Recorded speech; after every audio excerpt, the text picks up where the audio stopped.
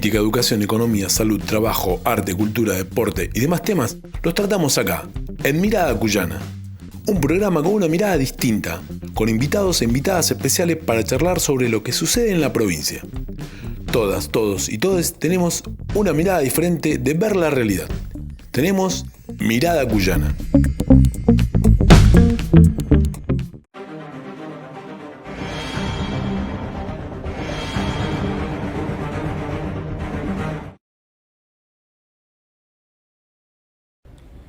Bueno, en los últimos tiempos hemos visto un tensamiento de las contradicciones en cuanto a la Argentina en relación a los países que oprimen a la Argentina. La pandemia lo que ha hecho, además de una crisis mundial del comercio que ha paralizado actividades enteras, en la Argentina también ha tenido una gran repercusión económica, donde estamos previendo una caída del Producto Bruto de más del 10%, y también de la recaudación del Estado en impuestos del 15 al 20%, lo que ya se puso al rojo en el pago de los aguinaldos y en los salarios a los estatales. El tensamiento ha hecho dos posibles caminos. Uno ha sido negociar con cierto margen para tener un recurso para el desarrollo nacional con los acreedores de la deuda, un forcejeo que todavía está en curso. También ha tensado en buscar alternativas del manejo del comercio exterior con lo de Vicentín, y también ha mostrado en el freno a Portezuelo que se ha intentado desde el gobierno nacional para no favorecer a un solo grupo económico de la provincia y un solo grupo extranjero, que estarían los capitales chinos detrás de esta obra, y esto ha tensado en la provincia todas estas discusiones. El gobierno provincial, con Cornejo como gran marionetero que maneja el gobierno de Suárez, ha estado en cada uno de estos temas muy nervioso con lo de Vicentín, muy furioso con lo de Portezuelo cuando vio que corría peligro su realización. Y lo último que ha sido esta semana, ha salido a la luz a partir del protagonismo y de la heroica lucha de los municipales de Capital, la situación de los salarios de 10.000 pesos cuando el salario mínimo está en 17.000. Todo este panorama configura que la pandemia nos está costando a los argentinos, a los mendocinos. Hay un costo que está en discusión quién lo va a pagar, por lo cual el impuesto a las grandes fortunas vuelve a ser el gran tema, no reconocer la deuda ilegítima vuelve a ser el otro gran tema, y los 1.000 millones que se le han reconocido a Mendoza en un crédito que tiene también se ha puesto en discusión si es solo para la obra Portezuelo, que beneficia a dos grupos y además solamente tiene como beneficio la generación de energía eléctrica y no el cultivo de nuevas hectáreas de tierra, que sí harían falta en un plan estratégico de desarrollo provincial. Así que bueno, toda esta situación ha hecho que el protagonismo de los trabajadores municipales y en este triunfo parcial que han tenido del aumento salarial van mostrando un camino de protagonismo y de salida popular. Así que desde Mirada Cuyana se está apostando a que todos estos grandes temas estén en discusión y que vayamos viendo los dos caminos posibles, o el macrismo detrás de Cornejo, Suárez, con su salida represiva, como lo mostró con los municipales, o el forcejeo con los verdaderos sectores que traban la economía nacional y provincial, que son los grandes monopolios, grupos imperialistas que estaremos apoyando en la medida que el gobierno de Fernández los enfrente y trate de aminorar los grandes márgenes de ganancia que tienen. Para esos recursos sí destinarlos a una pandemia, a un protocolo serio, que como es costoso hay que discutir de dónde salen los fondos.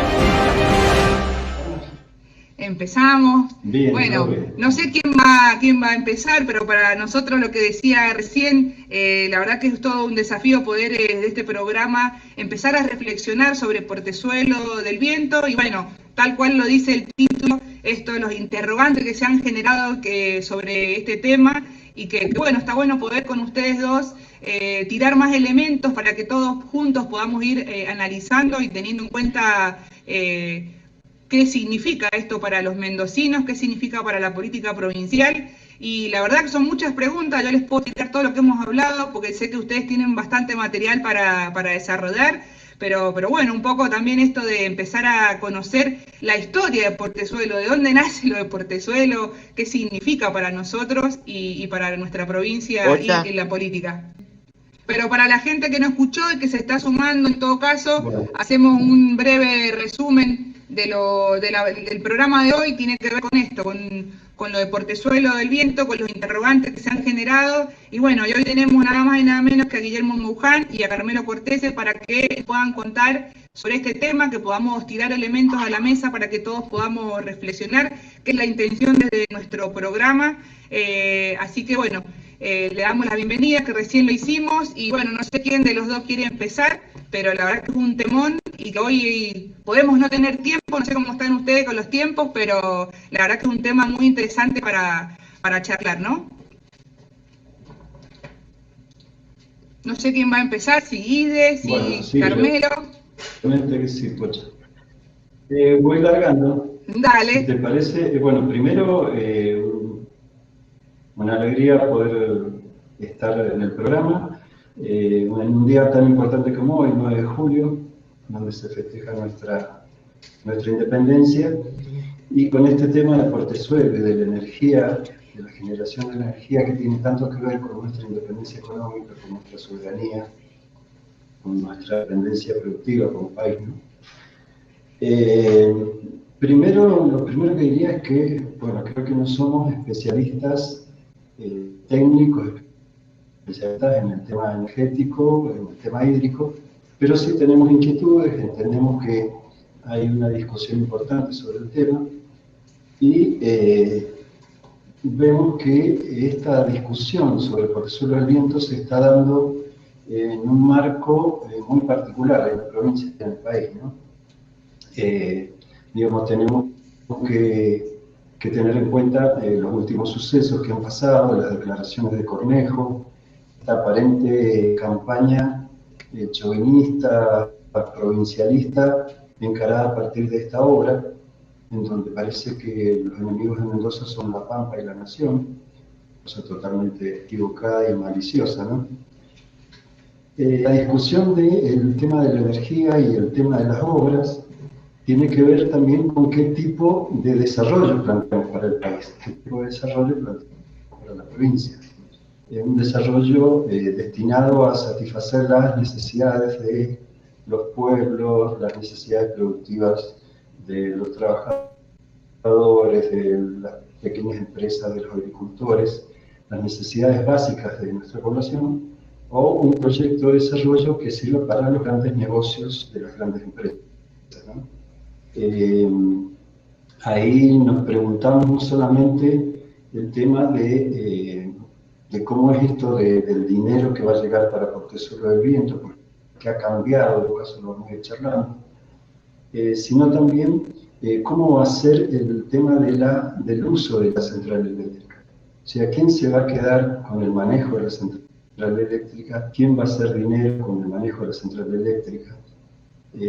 ¿Quién va a manejar esa energía? ¿Va a ser una empresa privada? ¿Va a ser la provincia?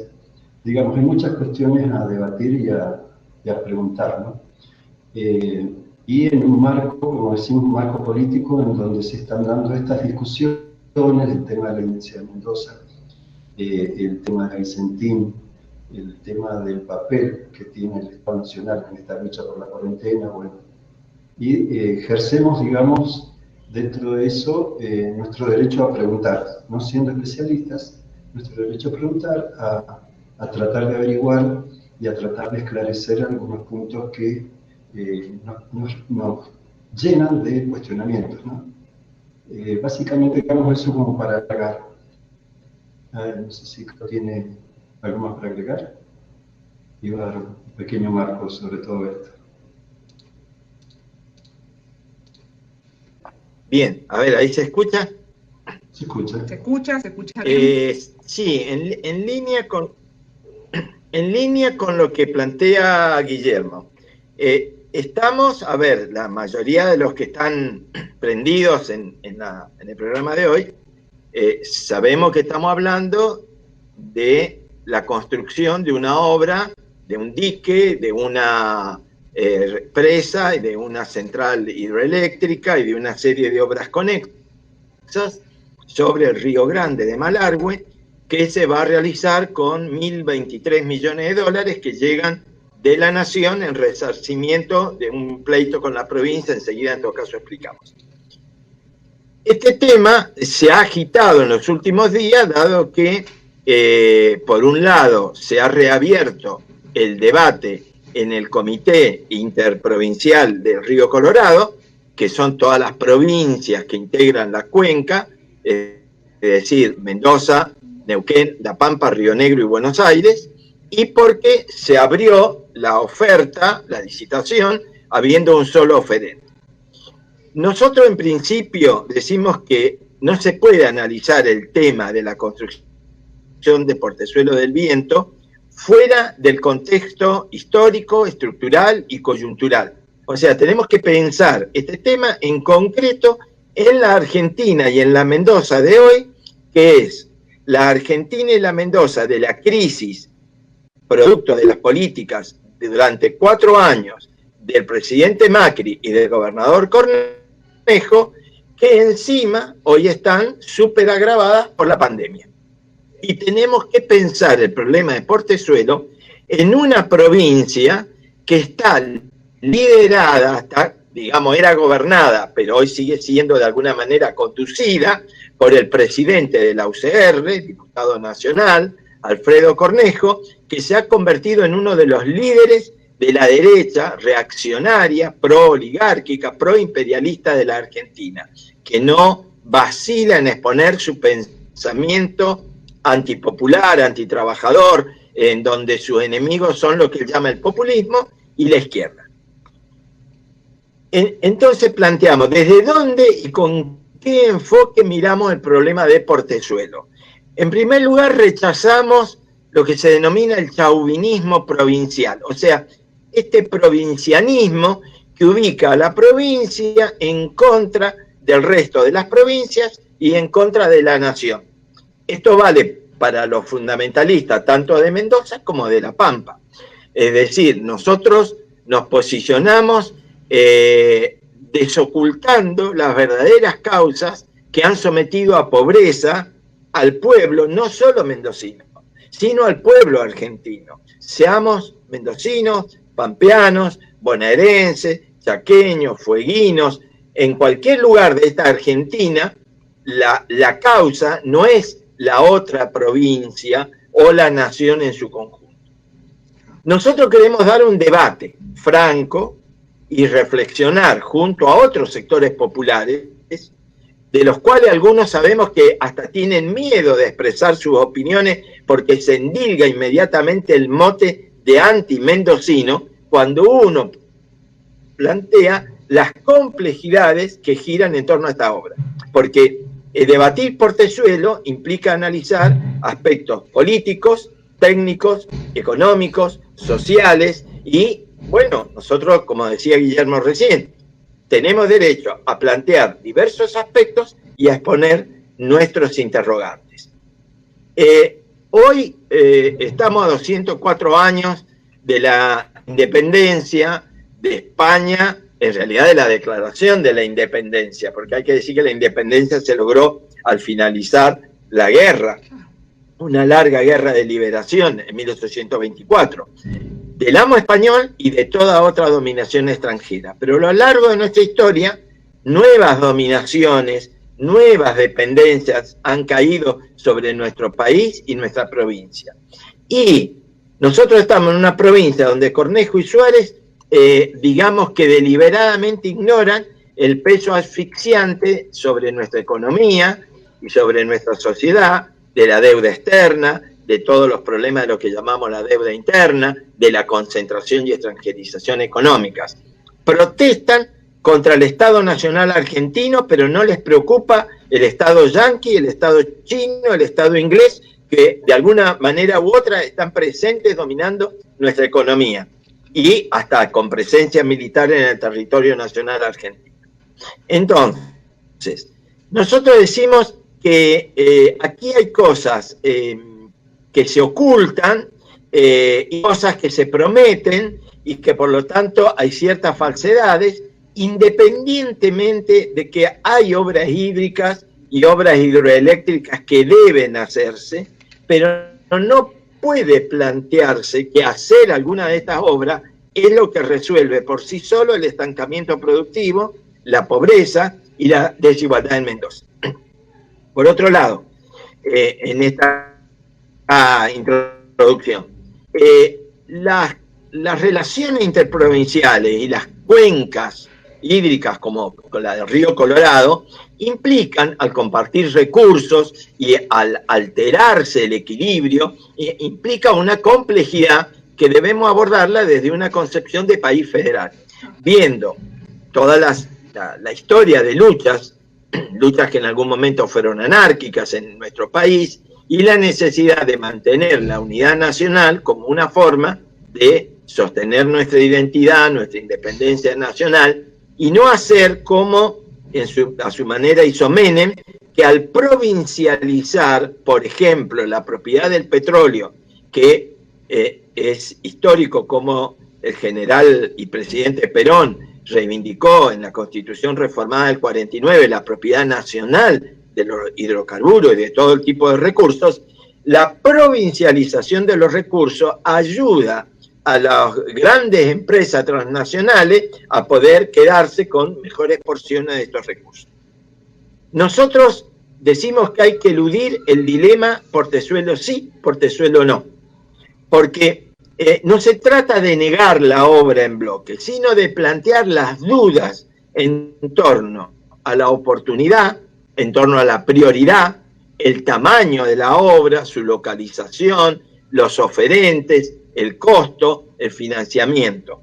Son dudas que corren paralelas a identificar cuáles son los verdaderos obstáculos para un desarrollo sustentable, armónico, equilibrado con la naturaleza, un desarrollo federal, participativo.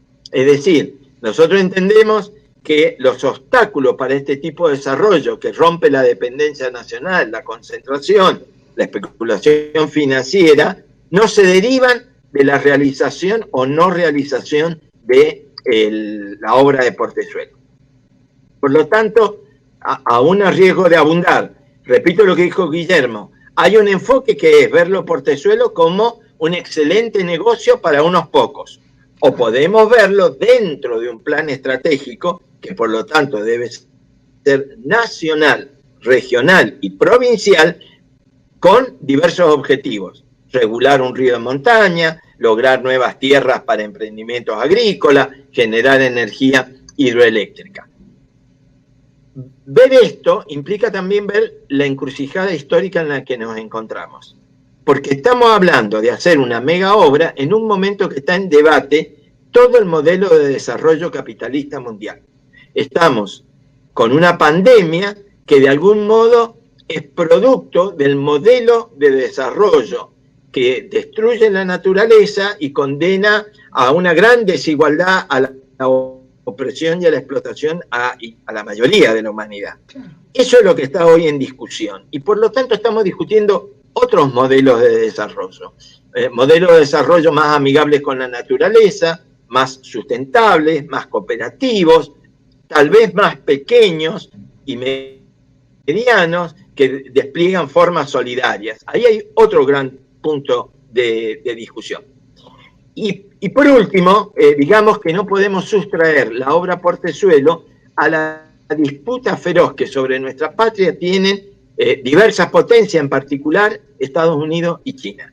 No casualmente, no por azar, la oferente es, en este caso, China, y no por casualidad algunos medios despotrican tratándola de imperialista China, pero ocultando al otro imperialismo, a los Estados Unidos, y nosotros no tenemos por qué tener una mirada de sacarnos a un amo viejo para cambiarlo por un amo nuevo. Acá retomamos el camino de los patriotas independentistas de marzo. Y hay que escuchar al pueblo. Esto de que las voces autorizadas para hablar de Portezuelo son solamente, por ejemplo, la del presidente de la UCIM, de Badaloni, quien se refirió al pueblo mendocino diciendo que como la ciudadanía protestó contra la reforma de la 77-22, no estuvo a la altura de las circunstancias, tratándolo de ignorante al pueblo mendocino, cuando nosotros decimos que es al revés. Una cosa son las expectativas lícitas y válidas que tiene el pueblo, o una gran parte del pueblo de Malargüe y de San Rafael, porque dadas las condiciones de carencias apuestan a la generación del empleo, pero otra cosa es estos mitos de que con la megaminería, con el fracking, con Portezuelo, es decir, con mega emprendimientos vamos a resolver problemas que tienen su origen en la estructura económico-político-social y no en hacer una obra u otra. Bueno, esto como para contextualizar y que avancemos ahí, Guillermo, ya con la obra en sí mismo y en todo caso para despejar algunas dudas del tipo de obra proyectada. Muy bien, Guillermo. Sí, bueno, muy bien. Está claro el marco ahí planteado por Carmelo, también desarrollado. Digamos, yendo a la obra en concreto, hacemos un poquito de historia, un poco de cómo es, de describir cómo es la obra para que tengamos claro de qué estamos hablando. Esta obra, como otras, formaba parte de un gran plan hidroeléctrico de desarrollo nacional encarado desde los años 50 por Agua y Energía, la vieja empresa estatal Agua y Energía, que fue una de las víctimas de la ley de reforma del Estado del año 89 del gobierno Menem, ¿no? Dentro de ese plan estaba Portezuelo del Viento, estaban otros diques, había una serie de 3 diques, aparentemente en el Río Grande, otras obras hidroeléctricas. Se hicieron sucesivos estudios durante muchos años, pero nunca se llegó a concretar un proyecto definitivo. Recién en el 2006 se hace un acuerdo ahí entre el gobernador Cobos y el presidente Kirchner en ese momento, en el que la provincia renuncia a un juicio que venía llevando contra la nación por el hecho de haber sido perjudicada por el proceso de promoción industrial que se había desarrollado años antes, que había favorecido a las empresas, a las provincias vecinas y perjudicado a Mendoza. Por eso la provincia le inició un juicio a la nación. Ese juicio estaba ahí dando vuelta y en 2006 se acuerda con la nación que Mendoza renuncia al juicio y la nación entrega el dinero, los fondos, los recursos para la construcción de la presa de Portezuelo del Viento dentro de un plan de aprovechamiento integral del Río Grande, que incluye el trasvase de aguas del Río Grande al Río Atuel. Ese proyecto quedó ahí. En ese momento se hablaba de 1.005 millones de pesos, que son más o menos al dólar de la época alrededor de 92 millones de dólares. Quedó ahí dando vuelta, no se continuó, por cuestiones políticas y económicas se fue retardando, hasta que recién en 2011 se retoma nuevamente el proyecto con un nuevo acuerdo, en este caso entre Jaque y Cristina Fernández, en donde se vuelve a retomar la construcción de la obra. Este proceso, el segundo proceso de Portezuelo, llega hasta el momento de la licitación, pero tampoco se concreta, queda ahí trunco. Y es retomado en 2016, luego en el 2018 por el gobierno de Cornejo y de Macri, y se hace el acuerdo definitivo, que es el del que estamos hablando hoy. En el caso del acuerdo que firmaron Jaque con Néstor Kirchner, por ejemplo, se hablaba de una entrega o de un aporte de la nación de alrededor de 490 millones de dólares, y hoy estamos hablando de una obra que costaría alrededor de 850 millones de dólares, y el dinero que la nación entregaría a la provincia sería los 1.023 millones de dólares que están dando vueltas ahí en los medios y que se han hecho tan famosos. Es decir, acá aparece un primer problema, o una primera pregunta. Como desde aquel proyecto inicial de 92 millones, donde se incluía el trasvase, o se estaba teniendo en cuenta el trasvase del Río Grande al Río Atuel, el dinero era solo para Portezuelo, pero ya se hablaba de trasvase. se pasa al otro proyecto de 490 millones y de ahí se salta a este de 1023 millones, o de 850, que sería la obra en sí. Digamos, primera duda que no hemos podido encontrar respuesta en todo lo que hemos visto, lo que hemos leído, lo que hemos consultado, que nos genera, bueno, estos interrogantes. Y esto se da en los últimos tiempos, sí. Hay unas preguntas que hacen ahí antes que vos sigas, que es que hay gente que se quedó sin entender bien por qué era el juicio que vos contaste, por qué era el juicio con La Pampa, entiendo que es la parte que vos dijiste, sí. ¿Por qué era? Claro, en los años 90, sí, en los años 90 hubo un régimen de...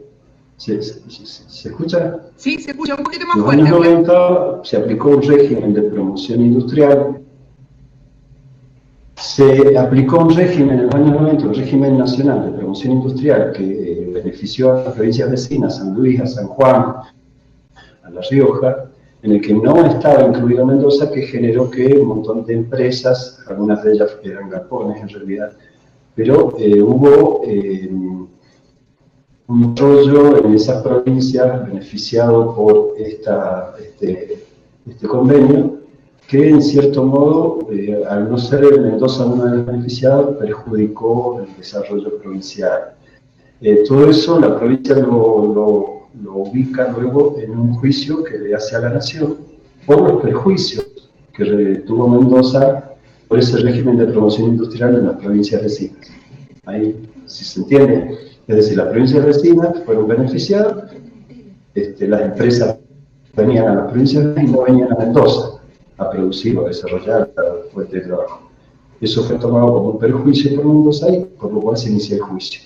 En 2006 se decide cambiar ese juicio, es decir, renuncia al juicio de la provincia de Mendoza a cambio de los fondos para Portezuelo. Perfecto. Ese es el origen, digamos, del dinero. Que ahí aparece un primer problema, si queremos, que estos fondos van a parar a un fideicomiso, en el acuerdo de Cornejo Macri también, un fideicomiso que por ahí Carmelo lo puede manejar, explicar un poquito mejor en lo económico, pero eso quiere decir que vienen con destino asignado. Los fondos son para Portezuelo del Viento, con lo cual se hace complejo decir, podríamos utilizar esos mismos fondos, en vez de hacer Portezuelo, hacer otro tipo de obras. Estaba también este tema, esta duda generaba el monto final de la obra, que se pasa de 490 millones más o menos en la época de Jaque a estos 1023 que van a llegar, de los cuales 850 son parte de la obra. La obra en sí es un dique con una central eléctrica ubicada sobre el Río Grande al sur del departamento de Malargüe, que es el río más caudaloso de Mendoza, tiene alrededor de 107 metros cúbicos segundo, que quizás no diga nada, pero podemos decir que es más o menos el doble de lo que es el río Mendoza. El Río Grande es más o menos el doble de lo que es el río Mendoza. Ese es un caudal histórico.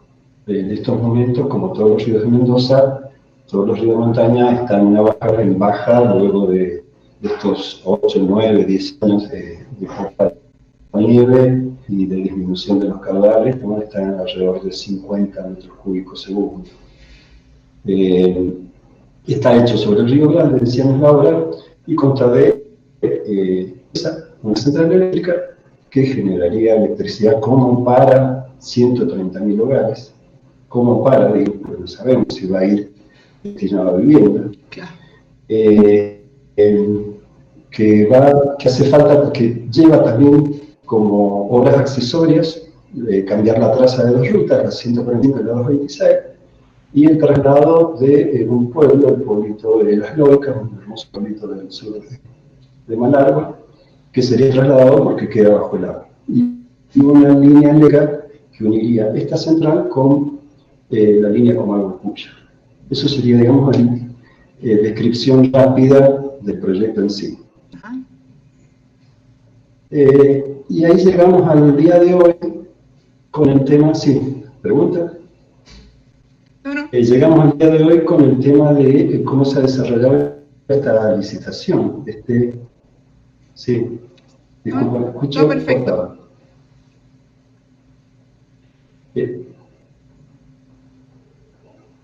A ver, sigo. Sí, está perfecto. Llegamos al día de hoy, decía, cómo ha sido la licitación. ¿Cómo ha sido el proceso de licitación? Ha habido manifestaciones de la Cámara Argentina de la Construcción, ha habido declaraciones en algunos medios diciendo que el proyecto de licitación, los pliegos de la licitación estaban orientados a un pequeño sector de empresa porque no todos podían acceder. Es cierto también que una obra de esta envergadura, estamos hablando de una pared de hormigón de cerca de 180 metros para la represa. Toda esta envergadura no puede ser realizada por cualquier empresa, ¿no? En la Argentina y en el mundo. Pero una de las denuncias de la Cámara de la Construcción fue exactamente esto de que la licitación estaba dirigida hacia un grupo de empresas. El gobierno, unos días antes de abrir los sobres, dice que estaba preocupado porque iba a haber poca oferta, o iba a haber pocos oferentes, ¿no? Cuando ya todo el mundo sabía que iba a haber un solo oferente.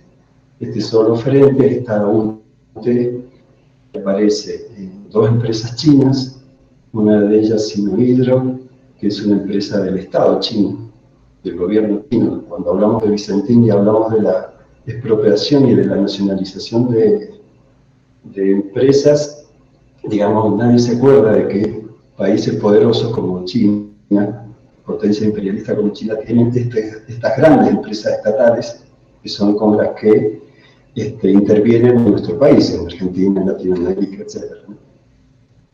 Decíamos, de estas dos empresas chinas, IMSA, una empresa con una larga trayectoria internacional y nacional en el tema hidroeléctrico, turbinas y demás, y después dos empresas, CEOSA y la otra empresa, Obras Argentinas, Obras Mendocinas, la voy a leer, Obras Argentinas, Sociedad Anónima, una empresa del Grupo Álvarez, aparentemente, que serían las encargadas de la obra civil, el tema del pueblo de las lógicas, las rutas y demás. Ahí aparece el segundo interrogante, ¿no? Uno está bien, está claro que una obra de esta magnitud necesita una empresa, liderando una empresa que tenga las condiciones como para hacerla bien, pero no tenemos que dejar de observar lo que decía también Carmelo al principio, que estamos en un país en disputa, somos un país en disputa por los imperialismos. La empresa china es una empresa del Estado chino, por lo tanto forma parte de su trabajo en vistas de sus objetivos estratégicos de disputa con los Estados Unidos o Rusia, ¿no? Esta empresa una de las empresas chinas está por ejemplo en la represa Kirchner en el sur, una de las que está trabajando. Ese es uno de los temas. A ver, estamos entregando llave en mano un recurso importante de nuestro país, el agua, la electricidad, a la construcción por parte de una empresa de este tipo. Eso en cuanto al tipo de proyecto, ¿no? Había en el año 2011, voy mirando porque hay muchos datos, en el año 2011, por ejemplo, hablando de esta licitación aparentemente dirigida hacia este grupo, en el año 2011 hubo 7 empresas que presentaron, 7 UTEs, uniones transitorias de empresas, que presentaron interés en realizar la obra. Toda de ese grupo de 7 u 8 consorcios que estaban interesados, solamente ha quedado de la empresa china, IMSA, CEOSA y OASA. Incluye también acá la participación de algunas pymes. Hubo un registro que hizo el gobierno nacional de alrededor de 280 pymes, de las cuales aparentemente 50 participarían de este proyecto, ¿no? Y la otra particularidad del proyecto es que en ningún momento del proyecto actual es que en ningún momento se habla del trasvase del río Atuel, del trasvase del río Grande al río Atuel. El trasvase del río Grande al río Atuel tenía la importancia, una, de aportar, bueno, alrededor del mismo caudal que tiene el río Atuel en este momento, entre 24 y 34 metros cúbicos segundo, aportar a la generación de energía, en el caso de los micuilles, y además abrir la posibilidad de aumentar la superficie apta para agricultura, en alrededor de 60.000 hectáreas. Y más allá de todo este proceso que se ha dado de abandono de la tierra y de concentración de la tierra, digamos, habría la posibilidad de que una parte importante del territorio del sur, tanto de Alvear y San Rafael y Malargüe, como en las provincias vecinas, pudieran ser sumadas a la producción agropecuaria. Esto como enfoque así redondo de lo que, y punteado con limitaciones y sintéticamente de lo que es el proyecto en este momento. Guille, mira, ahí hay una de las preguntas que nos están haciendo, que dice: he visto publicaciones de las asambleas por el agua pura que están a favor de otras formas de generar energía solar o eólica, por ejemplo. ¿Sería viable cambiar el proyecto de represa hidroeléctrica por otro más sustentable? Una de las preguntas que nos hacen. Y ahí desde lo técnico, digamos, nosotros tenemos un poco manejo de eso, pero lo que se ve y lo que se encuentra en las páginas oficiales es que estos proyectos hidroeléctricos en general son más caros, el costo se cuenta en la cantidad de dólares por megavatio de producción. Una obra hidroeléctrica de este tipo podría estar alrededor de los $75 por megavatio. Hay pequeñas obras hidroeléctricas que son más caras, que están dentro del plan. Hay un plan Renovar que se llama, de la Nación, en donde se han estado haciendo pequeños emprendimientos eléctricos. Ahí las obras hidroeléctricas pequeñas están en $110 por megavatio, pero las obras eólicas, o sea, las obras de generación eólica y solar, están alrededor de $45-47 por megavatio. Si lo comparamos con estos 75, podemos decir que sí, sale mucho más barato y quizás más sustentable utilizar energía eólica y utilizar energía solar para producir energía eléctrica.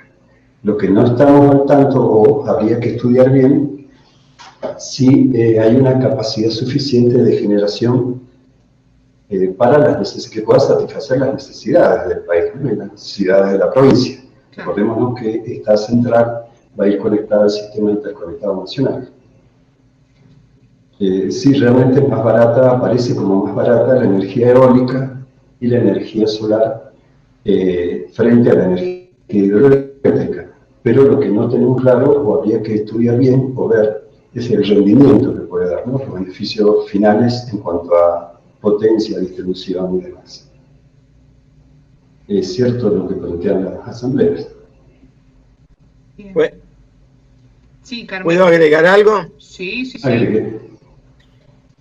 No, como, digamos, como hay, aunque nos desviemos un poco, enseguida volvemos a la línea, en todo caso, de la exposición. Nos podrían argumentar, y con razón, algunos, que los emprendimientos hidroeléctricos son en realidad una parte del aprovechamiento integral de un río. Es decir, vos tenés un río de montaña, caudaloso, y es necesario regular el río, porque el río, estoy explicándolo en términos muy sencillos, a veces trae menos agua, a veces trae más agua. Entonces vos juntás, haces un embalse, mantenés el agua para las épocas de escasez, vas soltando o no el agua y aprovechás lo que estás haciendo en el embalse para también generar energía eléctrica y armar algún sistema de regadío. Es decir, te podrían responder que, a diferencia de un parque solar o de un parque eólico, aquí también tenés un problema que hay que afrontar. Esto es cierto. O sea, nuestros ríos de montaña sumado a la escasez del agua, obliga a pensar planes hídricos e hidroeléctricos en consonancia con esto.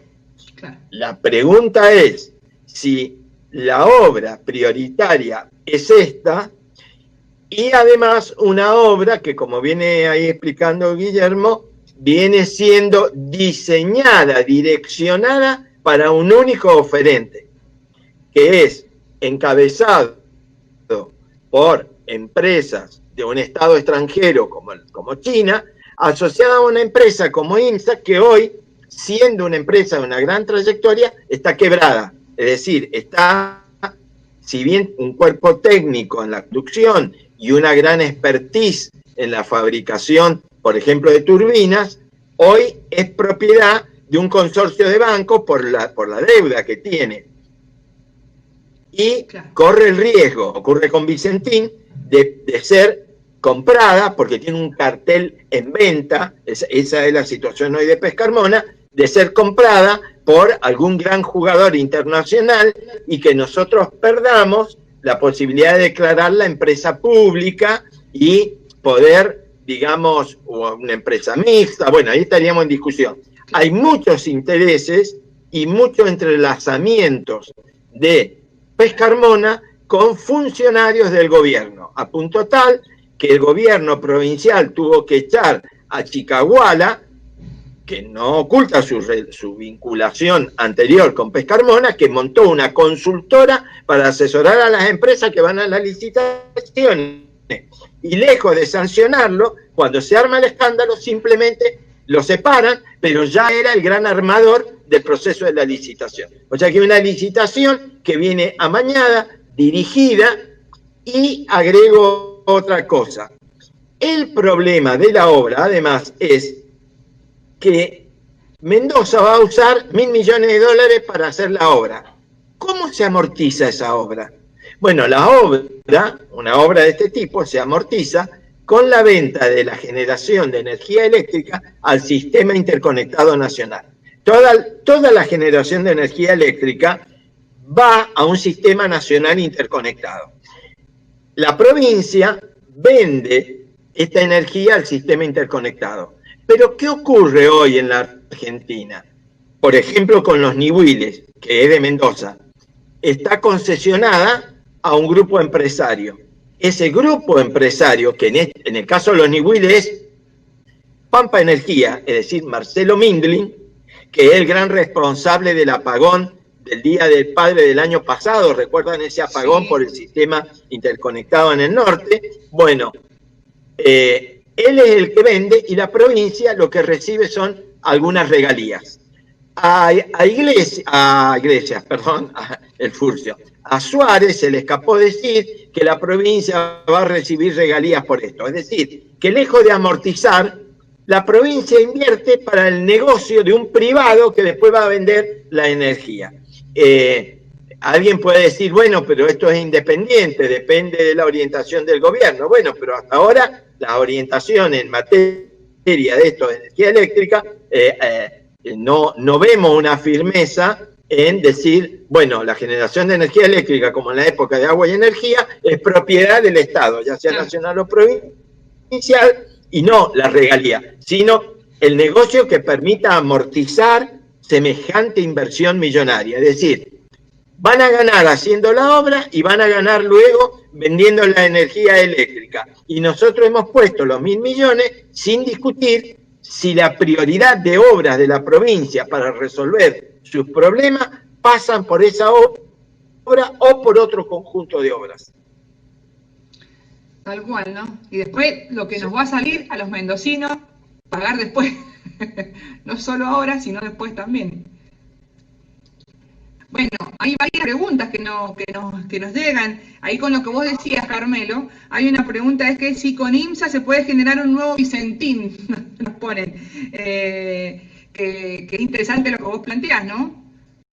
Hay una propuesta ahí que anda dando vueltas, que está siendo discutida en el PTP, que la ha lanzado, entre otros, Nico Guillén, y que tiene que ver con hacer un paralelo de IMSA con Vicentín por el carácter estratégico que tienen ambas empresas, en nuestro caso particularmente IMSA, un historial en donde fue beneficiado IMSA para su acumulación original en tiempos de la dictadura, contrajo una deuda privada que luego viene caballo de la dictadura y la estatiza. O sea, para los que hablan tanto del problema de Estado-privados, la deuda privada fue estatizada, pero los beneficios quedaron en manos privadas.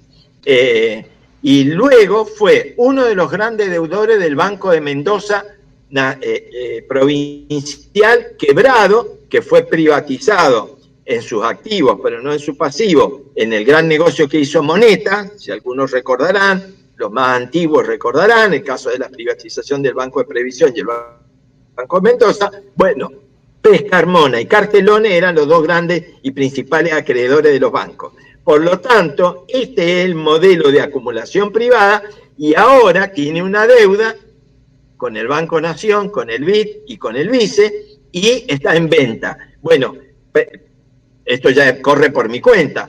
Tranquilamente podría ser mañana la Sinohidro o la Jeyuba los que se queden con Pescarmona a partir de esta asociación. Es decir, por eso es válida la comparación con Vicentín, que escandaliza a los liberales, pero que sería una herramienta fundamental para el desarrollo productivo de Mendoza como empresa pública. Buenísimo, ya lo vamos a convocar a Nicolás Guillén para que nos venga a contar esa, porque la verdad que es muy interesante. Guillermo, ¿estás ahí? ¿Llegaste? Estamos con la conexión. Un agregadito. Sí, estoy acá. Sí, se desconectó la cámara, no sé qué problema. Digo, una observación más sobre esto que preguntaban con respecto a la energía eólica y solar, sobre el tema ambiental, el tema del dique. Un poquito más fuerte, Guille. Ahí se escucha. Sí. Respecto al tema ambiental también, las asambleas, ¿se escucha ahí? Sí. También se está cuestionando este hecho de la emergencia hídrica que venimos viviendo. Esta emergencia hídrica que hace que este río, como todos los ríos mendocinos, estén casi a la mitad caudal y los diques hayan estado, ahora están mejorando, a niveles muy bajos. Es decir, este proyecto que estuvo proyectado o armado para un río que tiene un promedio de 107 metros cúbicos segundo, el río tiene cerca de 50, según las últimas estimaciones, 48 metros cúbicos en una estación de fuego que se llama La Botera, cerca de Guadalajara. Es decir, un proyecto para un río de gran caudal que en este momento tiene la mitad de caudal, ¿sí? Lo cual presenta un problema del llenado, tiempo de llenado, a la cantidad de agua que se va a erogar hacia las provincias vecinas, porque recordemos que el Río Grande forma parte o es el aportante mayoritario, junto con el río Barrancas, es el aportante mayoritario al río Colorado, que es el río interprovincial que recorre Neuquén, La Pampa, Río Negro y llega hasta Buenos Aires. Toda esta cuenca es la que se está cuestionando. Ahí aparece también lo de La Pampa, sacando de lado este tema de las discusiones chauvinistas y los fanatismos provinciales, aparece como justo el pedido de La Pampa de hacer un estudio muy integral, un estudio de impacto ambiental de toda la cuenca. No solamente es el dique, está la obra hidroeléctrica, está también las zonas de riego, hay, creo, si no me recuerdo mal, algunas plantas potabilizadoras que suministran agua potable a La Pampa, creo que es cerca de una población de cerca de 100.000 personas. Por lo tanto, hay un montón de factores que se supone que se han tenido en cuenta, pero si La Pampa los viene cuestionando, entendemos que también esta obra, siendo una obra de proyección nacional que implica los intereses de varias provincias, más allá de que el río Grande esté ubicado en la provincia de Mendoza, necesita de consenso. Necesita, es lógico que se llegue a un consenso y un acuerdo entre todas las provincias para el uso y el aprovechamiento del río. Está también una discusión, si querés, hablando del tema de las regalías, donde La Pampa también quiere tener participación en esas regalías. digamos, vamos a ir a un tema ya más económico. Y con lo cual se desnuda esto que decía Carmelo, que es una obra que la provincia va a hacer a través de ese dinero que le llegan, que es de la provincia. Entendemos que ese dinero que es de la provincia hay que reclamarlo, y es justo que llegue ese dinero de la provincia, así como es justo, es necesario la regulación de los ríos, la generación eléctrica para el desarrollo. Todo eso no está cuestionado. Pero decíamos, está esta discusión de las regalías, lo cual implica, como decía Carmelo, que no va a ser la provincia quien va a operar, que es el momento, una vez terminada la central hidroeléctrica y la presa y todo terminado, el momento en que empiezan a aparecer las ganancias a partir de la venta de la energía al sistema interconectado nacional. Eso aparentemente, si hablamos de regalías, estamos hablando de que hay una empresa privada que va a manejar la presa y la central. Con lo cual, digamos, nos genera este otro interrogante, ¿no? Lo que decía Carmelo de los Biguiles. La Pampa también, ahí si queremos, tiene cierto recelo con Mendoza por los incumplimientos respecto a los acuerdos con el río Atuel, que más allá de que también ha bajado muchísimo su caudal, ha habido incumplimientos por provincia de Mendoza respecto al régimen, a lo que tenía que llegar a la Pampa y demás, ¿no? Bien. Sí. ¿Seguimos o tengo preguntas? ¿Qué hace la gente? ¿O quieren terminar con la exposición? Una pregunta. Sí. Por el tiempo, ¿sí? No sé, Guille, si querés, planteamos antes de alguna pregunta las preguntas que tenemos en torno al dinero, los diversos usos que se podrían hacer. Sí. Dale. Creo que sí, que bueno, eso es otra de las dudas que aparecen y que nos han llegado de distintos sectores, ¿no? Claro.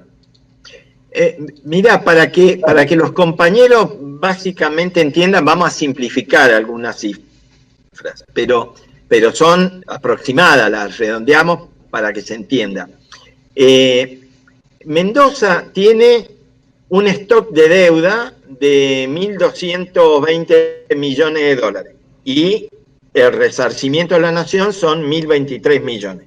Es decir, es un monto que podría estar pagando nuestra deuda. El presupuesto de gastos de Mendoza al año, pero con un dólar al valor de enero de este año, era de 3.550 millones. O sea, una obra que estaría en los 3 años y medio de gasto de Mendoza. Y el presupuesto de obras de Mendoza está en unos 8.000 millones de pesos, que al dólar de hoy son, redondeando nuevamente, 100 millones de dólares. Es decir, Mendoza tiene un presupuesto de obra de 100 millones. Como el dinero que se le debe se va a pagar en 5 años, porque es una letra y se va cancelando, amortizando.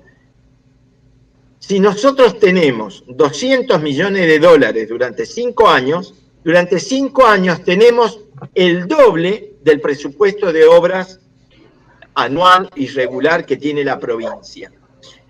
Con ese dinero, por ejemplo, podríamos estar pensando que en el presupuesto del año 2020 hay un plan de obras sin financiamiento, que se coloca por las dudas aparezca algún tipo de financiamiento.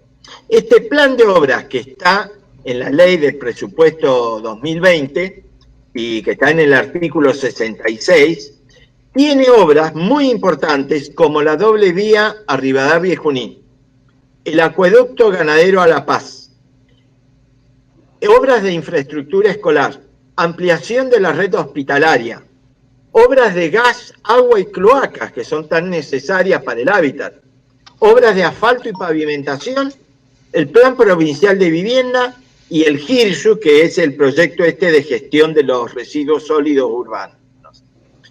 Para alguna de estas obras, el gobierno pretendía tomar un préstamo con el BID, al comienzo de 300 millones de dólares y luego para 4 obras quedó reducido a 130 millones de dólares. Es decir, que estamos hablando de la posibilidad de encarar un plan quinquenal de obras que apunten a resolver problemas estructurales de infraestructura, por ejemplo en Malargüe, pensando que Malargüe, siendo productor de gas, no tiene la red de gas, necesita las cloacas, hay que completar la ruta 40 que conecta con Neuquén, es decir, obras que podrían favorecer directamente a los sectores del sur, que son los que están reclamando por empleo, etcétera. Tenemos la obra del trasvase al Atuel, que implicaría reforzar el problema por el cual está llegando poca agua o casi nada a La Pampa, y pensando que ahí se favorecería la zona de cultivo agrícola de Alvear, que hoy se encuentra en un grave problema. Estamos diciendo además que podríamos pensar en el tipo de proyectos de desarrollo como el que han propuesto las organizaciones sociales, se lo han propuesto Alberto Fernández, que implica reactivar a partir de crear chacras de tipo familiar, de tipo comunitario. Nosotros en el PTP en el 2017 propusimos un plan de chacras familiares, o sea, de entrega de tierra, que implica después créditos, ayuda, comercialización, y un plan de obras y de hábitat popular, y de generar emprendimientos productivos, por ejemplo, en la agroindustria, que está tan castigada en Mendoza. La pregunta es, ¿desarrolla más colocar lo que se llama una bala de plata, un único tiro para una gran mega obra, que si bien tiene aspectos favorables, son limitados nada más a algunos aspectos, o reactiva más un plan federal de toda Mendoza, que atienda a todas las zonas de Mendoza, que aplique no solo a la infraestructura, sino también a emprendimientos productivos e incorpore, en lugar de ser lo que se llama capital intensivas, obras trabajo productivas, dado que tenemos miles de comprovincianos en la desocupación o en la precariedad. Porque la pregunta, volvemos a lo del inicio, no se puede hacer en abstracto. Estamos hablando hoy en un mundo que marcha a una crisis pavorosa. Cuando decimos pavorosa, decimos millones de puestos de trabajo que se caen. Es decir, todo el montaje mundial en torno, por ejemplo, a las líneas aéreas, al turismo internacional, se cae. Y entonces tenemos que pensar en proyectos de desarrollo local sustentables.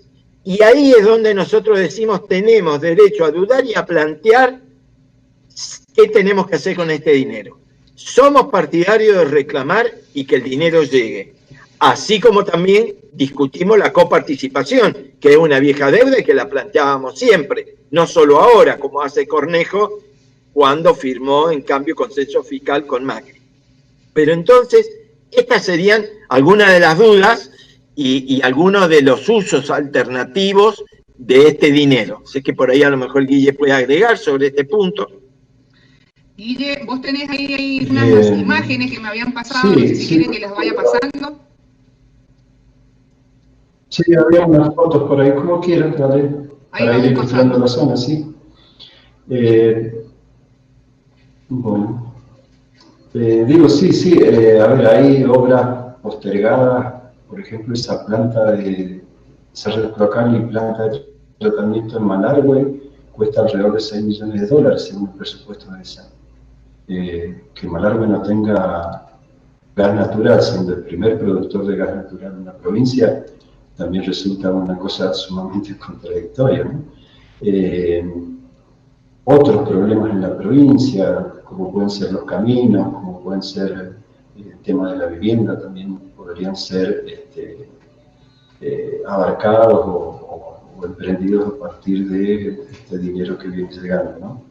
Está claro que, a ver, no queremos no podemos decir no a Portezuelo, pero entendemos que hay algunos cuestionamientos que son básicamente los que venimos resumiendo. Este tema de la licitación, que aparece dirigida, variaciones en los costos de la obra que se duplicó, y fundamentalmente, bueno, la aparición de estas empresas internacionales, o estas empresas países imperialistas que nos disputan, pero fundamentalmente nos decía gente que está en el sector que el gran negocio no es lo de la construcción de la obra, sino el manejo posterior de la central eléctrica. Es decir, es ahí donde se va a ver la ganancia importante para el explotador, digamos, la empresa privada que tome la concesión, o para la provincia si lo hiciera la provincia. Bueno, eso, y comparando, digamos, estamos planteando, si querés, un tema respecto al tipo de desarrollo, si está este hiperdesarrollismo, como nos decía un compañero, de estas grandes obras faraónicas. Portezuelo va a ser más de 4 veces lo que es el dique Potrerillo, por ejemplo, es lo que dicen los medios y los estudios. O sea, 4 veces lo que es Potrerillo. Si estas mega obras son las que van a ir a solucionar los problemas de desarrollo, los problemas laborales, los problemas de falta de infraestructura para la provincia, o si van a resolver o van a satisfacer los negocios de grandes empresas y de grandes capitales. Y comparado con eso, digamos, está esta propuesta o esta idea de decir, a ver, hay pequeños emprendimientos que se pueden hacer que tienen costos mucho menores y que solucionan problemas reales ya y básicos de la población. A ver, este tema de los caminos, este tema de las cloacas, este tema de gas natural. Por ejemplo, hay una planta en el presupuesto 2020 de la provincia, está planteada una planta potabilizadora para solucionar el problema del arsénico en Lavalle, problema histórico. Esa planta está presupuestada ahí con 42 millones de pesos, alrededor de $600.000. Estamos hablando de monedas comparado con estos 1.023 millones. Y querían solucionar un tema elemental, de vital para la población. Ese es, digamos, tratando de redondear el panorama o el planteo que venimos haciendo. Más que nada preguntar, a ver, ¿qué está pasando con esto? Bien. ¿Sí? Sí. Carmelo.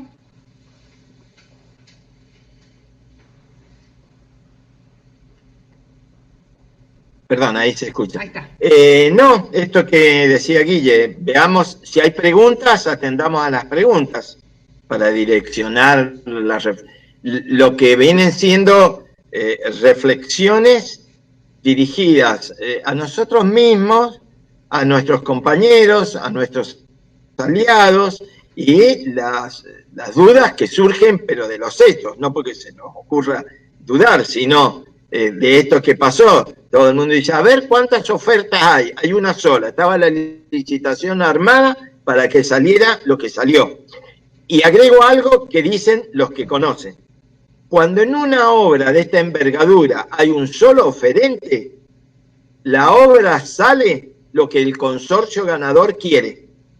¿Está claro? No lo que decimos que vale, que estamos discutiendo si 850 o los 1.023 millones. La obra va a salir, el único constructor de la obra finalmente termine cobrando.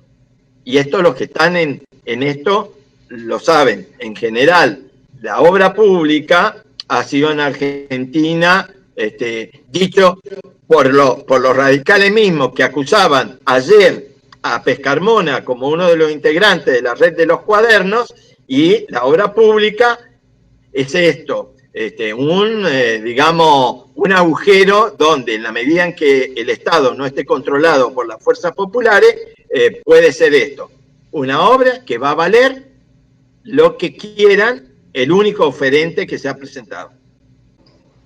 Ahí, si me permitís, Pocha, un agregadito a eso que dice Carmelo. Sí.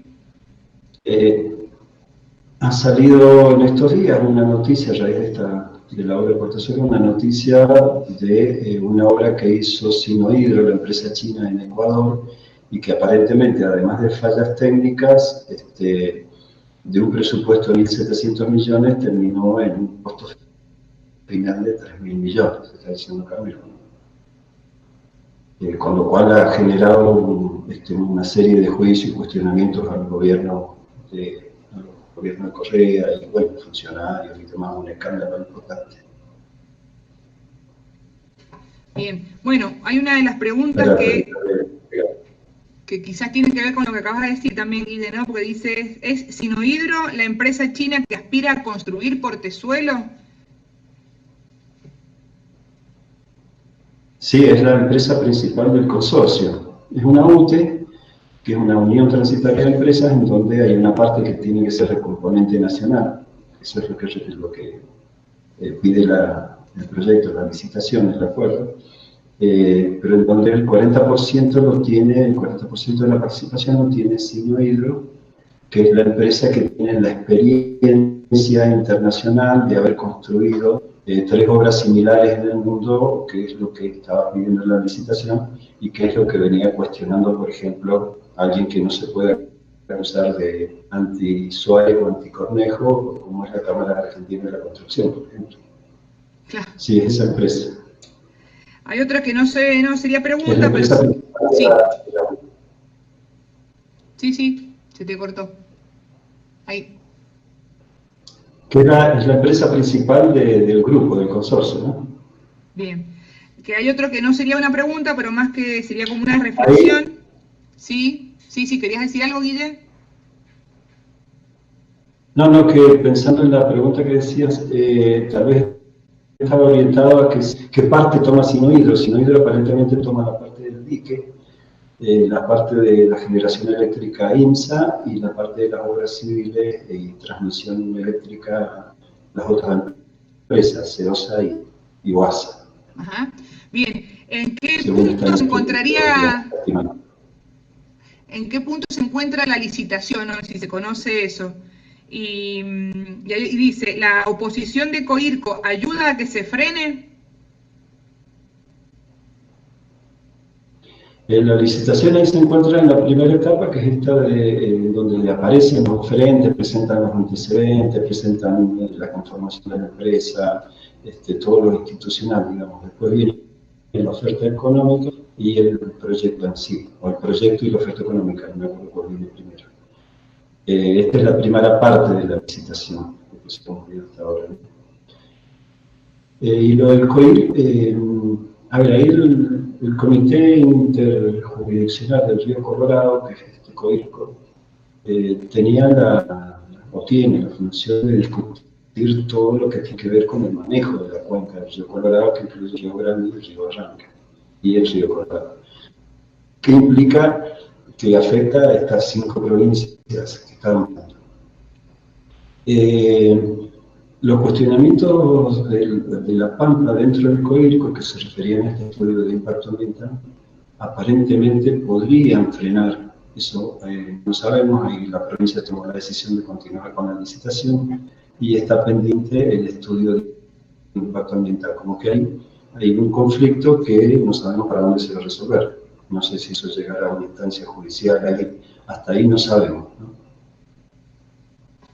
Bien, no tenemos más preguntas. Hay un aporte que dice que desde el sistema científico siempre dijimos ciencia para quién y para qué. Esos parámetros sirven para toda planificación hidroeléctrica o emprendimiento se haga.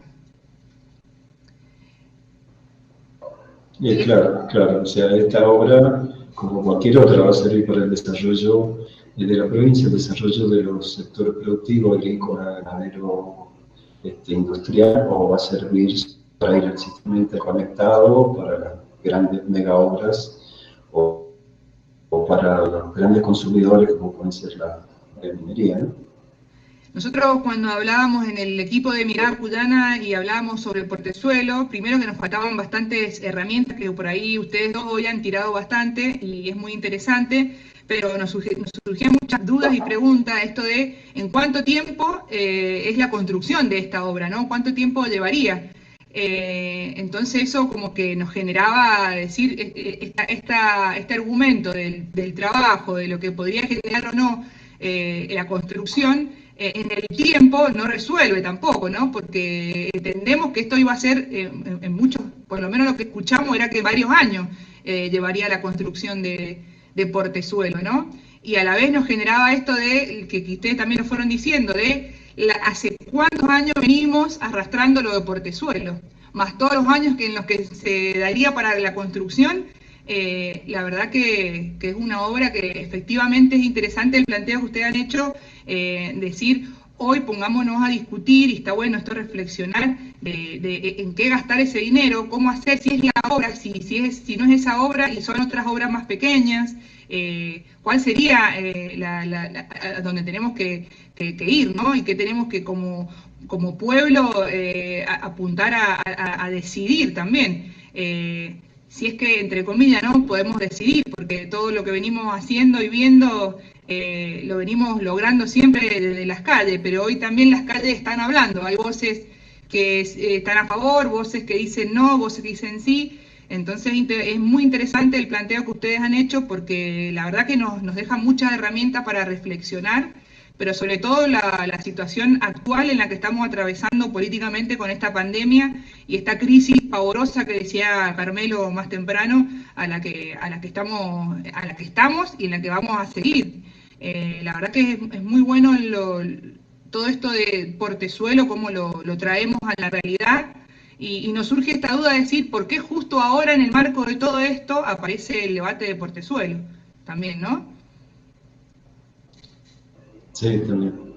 Ahí, si querés, a ver, el tema del tiempo de la obra, se habla de 5 años, de la participación de 50 pymes y de una ocupación entre 1.500 y 5.000 puestos de trabajo efectivos, y quizás hasta 20.000, se ha hablado en algunos medios de puestos de trabajo indirectos, ¿no?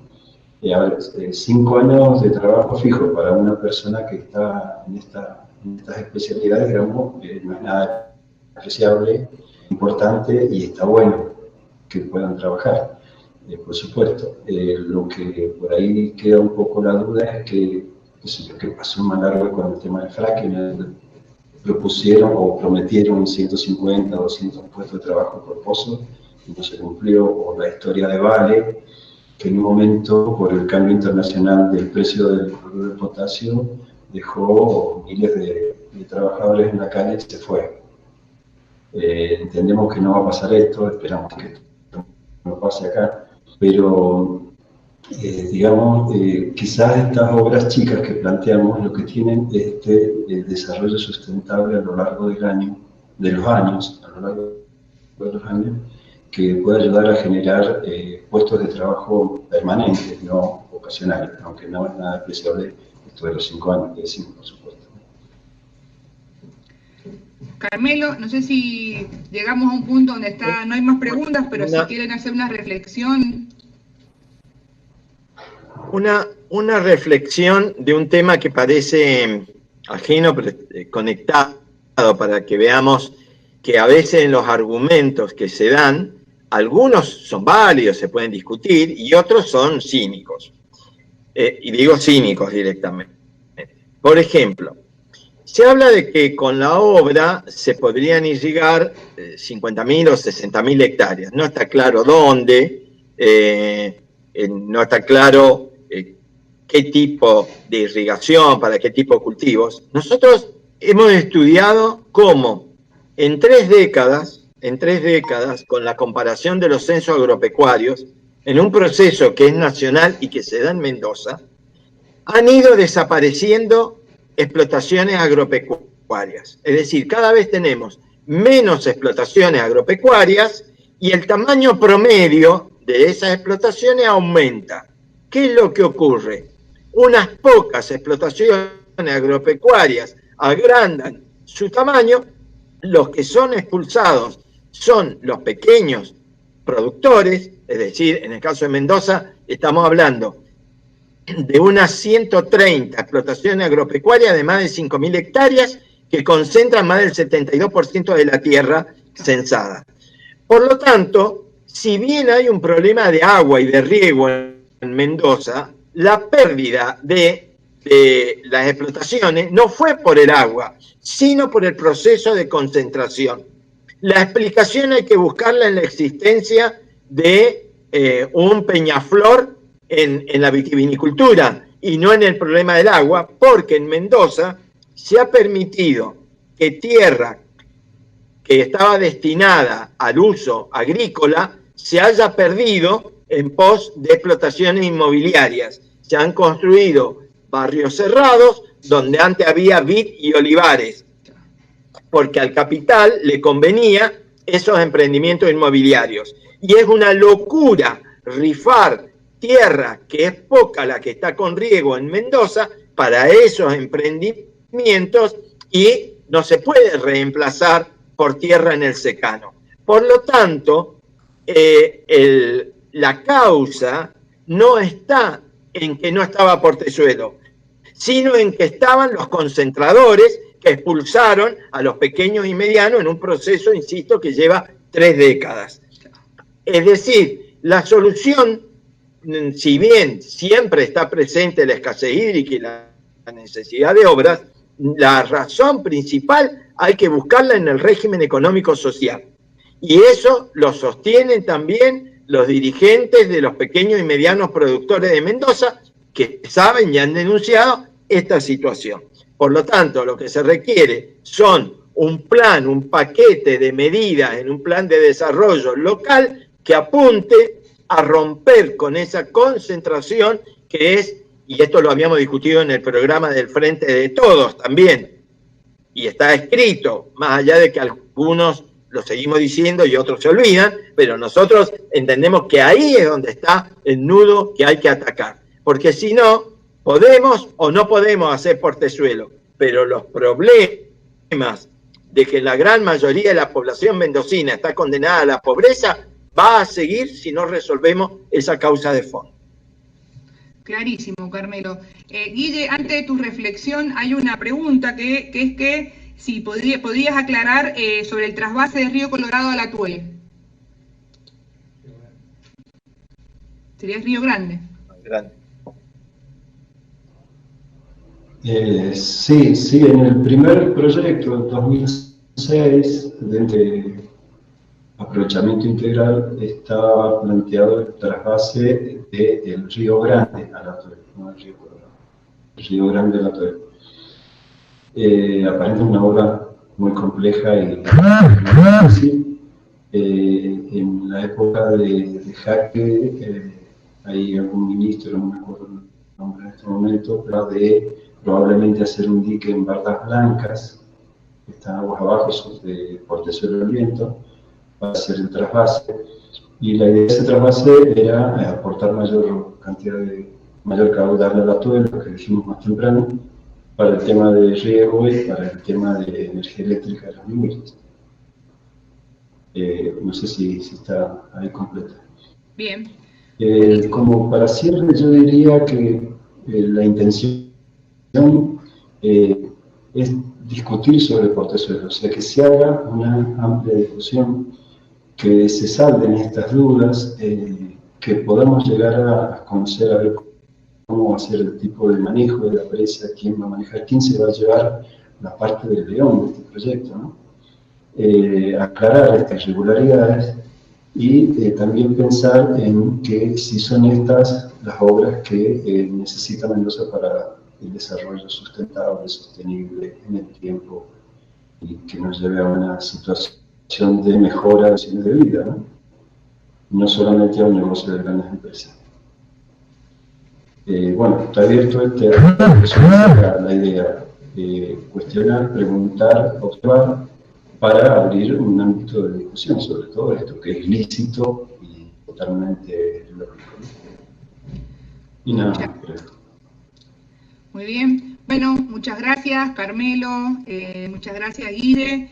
La verdad que ha sido mucha información muy importante, mucho material sobre la mesa, podemos empezar a reflexionar, podemos empezar a discutir, a ser parte de todo este proceso y sobre todo de ubicarnos de algún lado, ¿no? Que es lo que a nosotros nos parece que ante todo hay una situación que estamos atravesando y que tenemos que tener claro de qué lado estar, y desde Mirada Cuyana entendemos, y hoy más que nunca, en este día de nuestra independencia, decir que para nosotros ha sido muy bueno, por lo menos en todo el análisis que hemos hecho, decir que no estamos de acuerdo con ningún amo, ni amo nuevo, ni amo viejo, y que bueno, que para nosotros, como resumen de lo que ha sido esta jornada, de lo que venimos haciendo en este programa, es que queremos decir que Vicentín para el pueblo es una de las consignas que a nosotros nos unifica, y que nadie se debe todo el esfuerzo y sacrificio del pueblo argentino, que no se vaya hacia afuera. Así que bueno, viva la patria, viva la matria, y saludos, nos vemos en el próximo programa. Muchas gracias por escucharnos. Les dejamos, para los que no vieron en nuestro resumen semanal, les dejamos un video de cierre. Hasta luego, nos vemos. Muy bien.